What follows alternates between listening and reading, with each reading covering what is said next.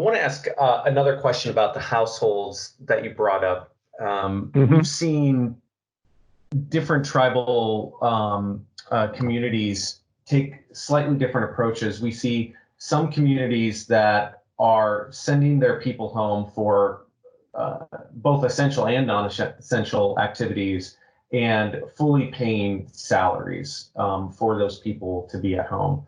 I can contrast that, and we've seen some of that out west. I can contrast that with some of the things that we're seeing with tribal communities here in the Midwest, where they've essentially laid off or furloughed both essential and non-essential activities, and now what they're doing is pushing them all into unemployment. And I guess can you give some insight into those different tactics and how that might impact these economies as well? Yes. So that's a really interesting angle. And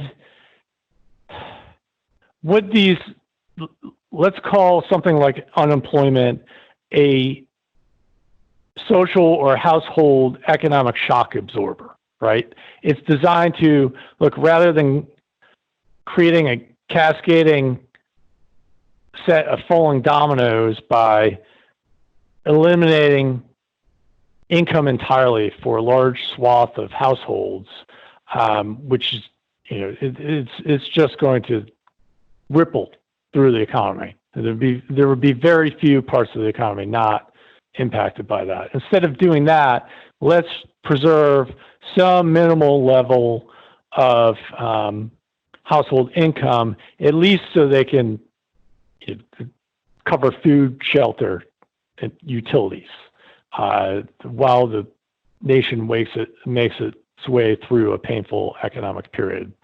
Now, the traditional state unemployment program winds up providing roughly 45% of the median household income, which is probably not enough to avoid a really serious overall economic impact. That said, these shock absorbers probably don't need to provide 100% of household take-home income, because we know the household should be saving a portion of that, and you don't necessarily need to replace saving in a time of economic crisis. And then households also spend a reasonable percentage of their income on non-discretionary items, which you may not want to finance. As a government, you may not want to finance during a sharp economic contraction.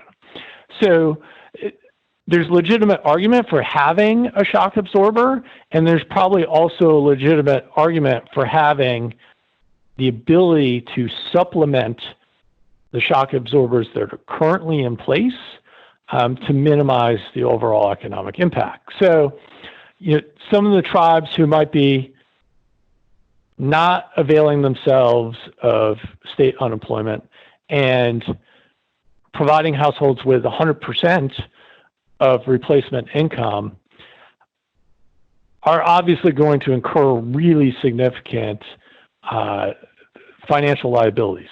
There's only so much runway any given tribal nation is probably going to have to do that, right? I'm sympathetic to the idea that, look, these state unemployment programs exist. As employers, and anyone out there who might be involved with a tribal employer, these employers pay into those state unemployment programs. So really, there should be less of a stigma associated with encouraging or allowing your labor to make use of that. So I really do feel as if there's a lot of rational argument behind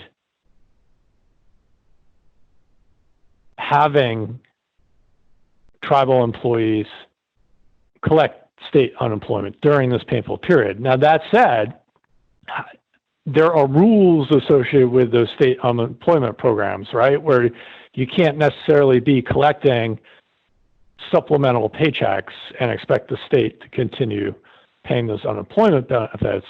But there may be some room for consideration for something like a loan to individuals who are currently collecting unemployment, where that unemployment benefit represents less than a certain percentage of their prior income, and their prior income did not exceed, some sort of socially acceptable level.